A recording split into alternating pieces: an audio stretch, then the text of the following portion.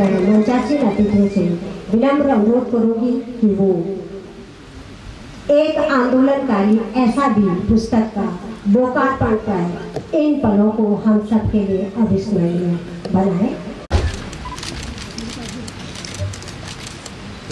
एक मिनट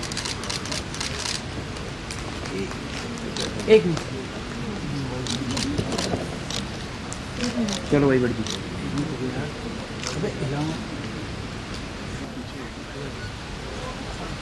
मैं वक्ताओं और आपके बीच में बहुत ज़्यादा नहीं आऊँगी, लेकिन हमारे बीच हमारे बहुत सारे अतिथि इस प्रतिकूल मौसम में भी हमारे बीच उपस्थित हैं, तो मैं उनका अभिनंदन करती हूँ। डॉक्टर हर्षमणि व्यास जी, हरिशंकर जोशी जी, भारती पांडे जी, अलका पांडे जी, डॉक्टर कमला पंत, विमला रावत जी, शशि डोभाल जी, विमला उनियाल जी, श्री सुशील चंद्र, रघुवीर सिंह जी, डॉक्टर प्रकाश चंद्रा जी, प्रेमलता सजवान जी, बीना कंडारी जी, सप्ताह की टीम है हमारी, हीरा शाह जी, धर्म प्रकाश जी, ओम प्रकाश सिंह जी, विजय लक्ष्मी जी, मीनाक्षी नेगी जी, भुवनेश्वरी नेगी जी, राधा तिवारी जी, तारा पांडे जी, रक्षा बनोदी ji, Sunita Diwal ji, Deepa Devi ji, Surendra Singh ji, Shri Bhaskar Tukreti ji, Sunita Chauhan ji, Manoj ji, Shri doctor Muniram Saklani ji, Nisha Jugran ji, Sheela Shah ji, Mahavir Singh ji, Sarojini Devi, doctor Vidya Singh, Shri Manmeet Singh ji Dhillon, chairman Acacia Public School, Shri Karam Ram ji, doctor Atul Sharma ji, doctor Archana Dimri, Kanta Girja ji, Madhu Bisk ji, Siddhi Dobhal ji, Shanti बिंदुला जी, मदन मोहन विज्ञान, हरीश लाल कोटक जी, गुणानंद जटमोला जी। इसी क्रम में ये अभिनंदन मैं आगे बढ़ाती रहूँगी और अब अधिक न कहते हुए कि मैं अकेला ही चला था, जानी पे मंजूर मगर लोग जुड़ते गए और कारवां बनता गया। तो ये व्यक्तित्व है विजय जीवान जी का, जिनके व्यक्तित्व ने सुमित्रा जुगलान जी को उनकी जीवनी लिखने की प्रेरणा दी। तो मैं आदर के साथ आमंत्रित कर रही हूँ श्रीमती सुमित्रा जुगलान जी को कि इस शब्द यात्रा में क्या अनुभव उनको हुए, कैसे वे प्रेरित हुई, उन अनुभवों को हमारे साथ साझा करें। आदर के साथ सुमित्रा जुगलान। यहाँ से दिखूंगी नहीं, इसलिए ऐसा करना पड़ रहा है। माँ शारदे को नमन करती हूँ और आज एक आंदोलनकारी ऐसा भी इस पुस्तक के लोकार्पण समारोह में उपस्थित आज के सभा की अध्यक्षता करते हुए सम्माननीय डॉक्टर जी.पी. नौटियाल जी, पूर्व विभागाध्यक्ष वानिकी गढ़वाल विश्वविद्यालय एवं नाबार्ड, आपकी गरिमा में उपस्थिति से इस समारोह की भी गरिमा बढ़ गई है। मैं आपका बहुत बहुत स्वागत और अभिनंदन करती हूँ। आज के मुख्य अतिथि आदरणीय डॉक्टर संजय जसोला जी, ग्राफिकेरा हिल यूनिवर्सिटी के कुलपति, आप सादा जीवन और उच्च विचार के अवधारणा के साथ इस यूनिवर्सिटी को देश में ही नहीं बल्कि विदेशों में भी जो है उनकी पहचान बना रहे हैं। मैं आपका बहुत बहुत आभार और अभिनंदन करती हूँ। इस समारोह की विशिष्ट अतिथि दीदी पद्मश्री से सम्मानित डॉक्टर माधुरी बर्तवाई दीदी, आप लोक कला, लोक संगीत और अपनी उत्तराखंड की परंपराओं को यहाँ केवल अपने उत्तराखंड में नहीं बल्कि विदेशों में भी पहचान बना रही हैं। आपने अपनी कला और संस्कृति के लिए जो काम कर रहे हैं, इसी क्षेत्र में आपको पद्मश्री से विभूषित किया गया है। आप इस सभागार में आकर के, इस समारोह में आकर के इस समारोह को भी विभूषित कर रही हैं। मैं आपका बहुत बहुत अभिनंदन और स्वागत करती हूँ। हमारे विशिष्ट अतिथि, बोए जाते हैं बेटे, उग जाती हैं बेटियां, खाद पानी बेटों में और लहलाती हैं बेटियां, एवरेस्ट की चोटी पर खेले जाते हैं बेटे और चढ़ जाती हैं बेटियां। इस काल गई चर्चा के रचयिता डॉक्टर नंद किशोर हटवाल जी का, जैसे दीदी ने कहा कि हमेशा नंद किशोर ही रहे हैं, हम पे हमेशा सदाबहार बन रहे हैं। बहुत अच्छे साहित्यकार हैं, शिक्षा के क्षेत्र में अपना बहुत योगदान दे रहे हैं। मैं जब भी मंच में प्रसंग आता है, मेरी कविता मुझे बहुत प्रिय है और मैं इसको जरूर कहती हूँ। इसलिए मैं डॉक्टर हटवाल का बहुत बहुत अभिनंदन और स्वागत करती हूँ। आज हमारे बीच में वक्ता के रूप में, पुस्तक परिचय के रूप में जो है महेंद्र ध्यानी भाई ने जो है सारी पुस्तक का जो है सारांश आपको बता दिया, जबकि उस पुस्तक में ये उन्होंने हेडिंग बताए हैं, उसमें अभी जो है बहुत कुछ जो है पढ़ने के लिए है। मेरे विशिष्ट वक्ता में जो है डॉक्टर भाई जगदम्बा प्रसाद कोटाना जी हैं और उन्होंने इस पुस्तक के जो है मेरी जो मैं पुस्तक लिख रही थी उसकी प्रूफ रीडिंग से लेकर के और उसको एक पुस्तक रूप देने में मेरा बहुत सहयोग किया। इसलिए भाई जगदम्बा प्रसाद जी का मैं बहुत बहुत आभार और धन्यवाद करती हूँ। इस समारोह की संचालिका बेटी बीना बेन ग्वालियर, ये भी एक अच्छा सहयोग है। आज गुरु की शिष्या गुरु की पुस्तक का लोकार्पण हो रहा है और शिष्य जो है संचालन कर रही है। ये मंच में बड़ा गौरव का मंच है।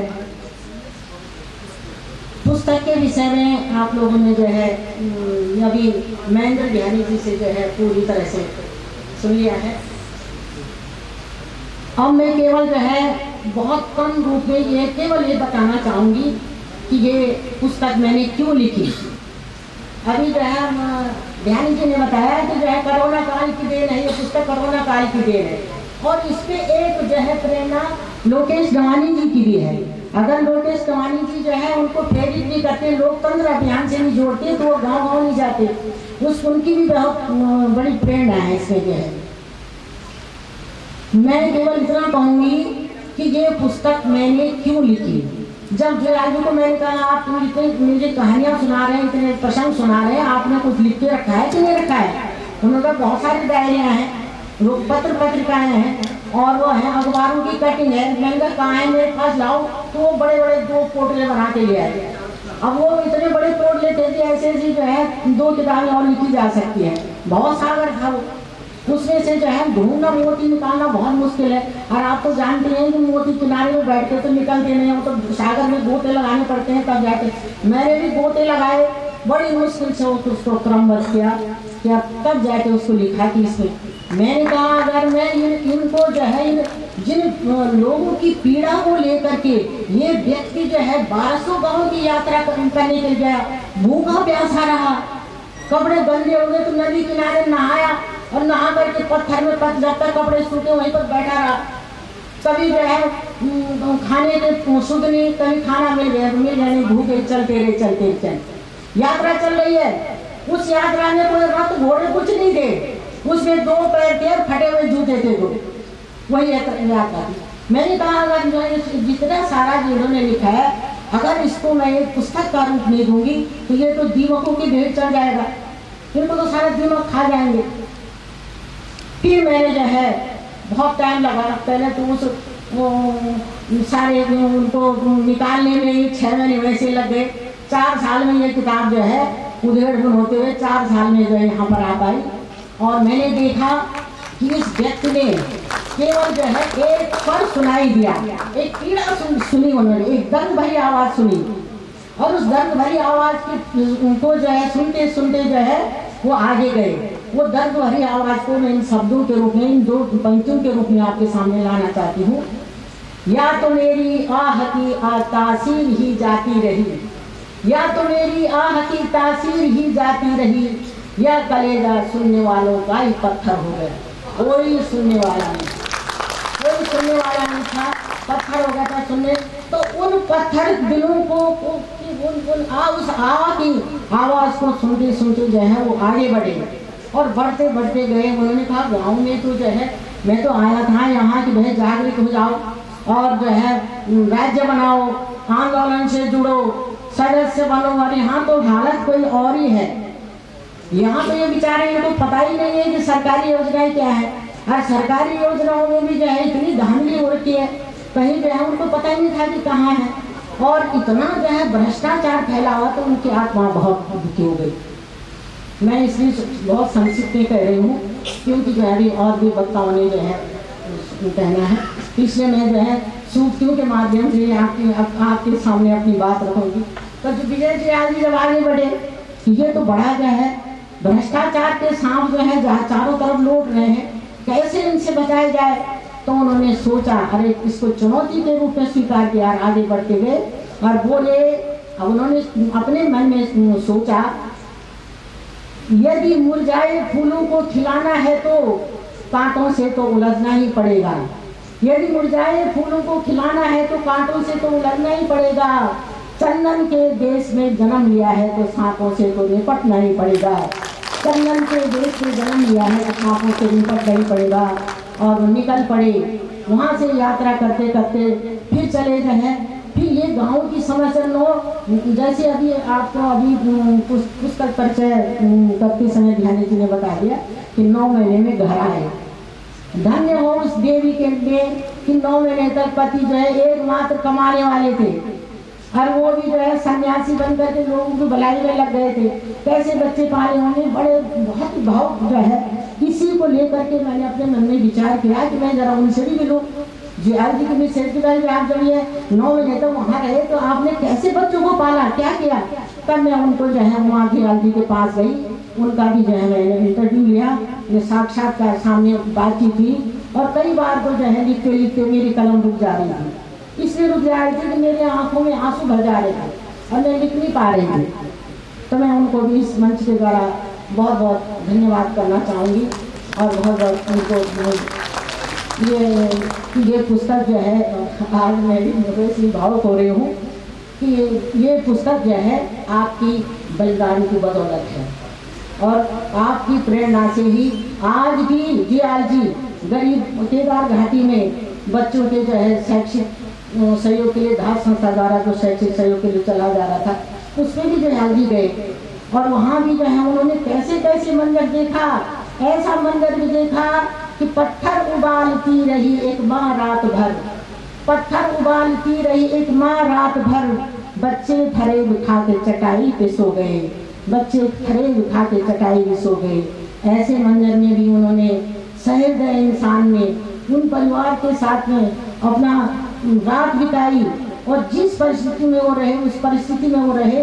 आज भी जो है अपने उनके परिवार के सारे सदस्यों को भी मैं बहुत धन्यवाद देना चाहूँगी कि आप दयाल जी का जो ये समाज में परिवर्तन लाने का और समाज सेवा का जो उन्होंने बीड़ा उठाया है उसको जो है उस अविरल रथ को रुकने मत देना। आपका सहयोग, आप पूरा परिवार हम आपके ऋणी हैं कि आपने जो है दयाल जी को समाज सेवा के लिए प्रेरित किया।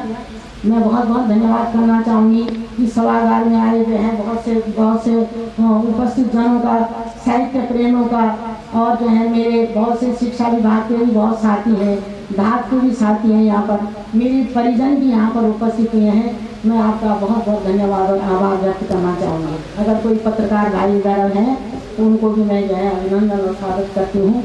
इसी शब्दों के साथ में अपने शब्दों को विराम देती हूँ।